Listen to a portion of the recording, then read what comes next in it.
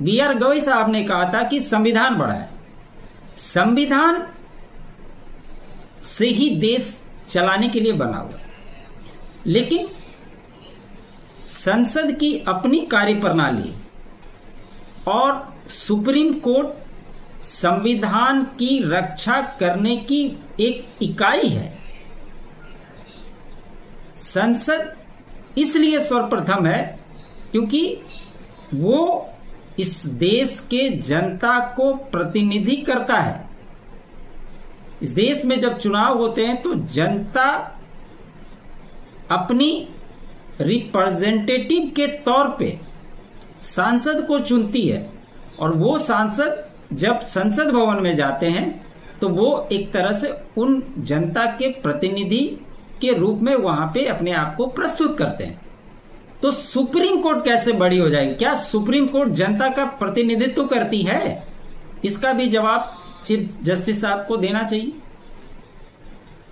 Supreme court उस संविधान की अंतर्गत कार्य प्रणाली को देखने के लिए एक संस्था है जो उसके दायरे में रहकर यह देखने की कोशिश करती है कि जो हो रहा है वो सही है या नहीं है।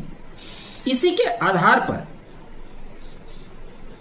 उपराष्ट्रपति जगदीप धनखड़ साहब ने कहा, आपातकाल में अस्तित्व विहीन हो गया था संविधान, काला अध्याय था सुप्रीम कोर्ट का फैसला। ये उन्होंने बयान दिया, और वो कैसे था ये आगे बताऊंगा। उपराष्ट्रपति जगदीप धनखड़ ने राज्यसभा इंटर्न को संबोधित करते हुए 1975 के आपातकाल को भारतीय लोकतंत्र का काला अध्याय बताया। उन्होंने न्यायपालिका की भूमिका पर भी सवाल उठाए और धार्मिक स्वतंत्रता पर चिंता व्यक्त की। उस समय क्या हुआ था यह भी बहुत महत्वपूर्ण है, जिसमें 9 उच्च न्यायालयों ने नागरिकों के मौलिक अधिकारों को सुरक्षित रखने के फैसले को पलट दिया।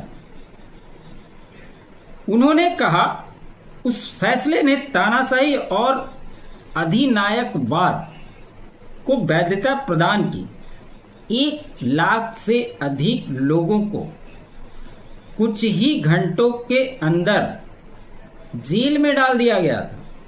यह लोकतंत्र की मूल आत्मा को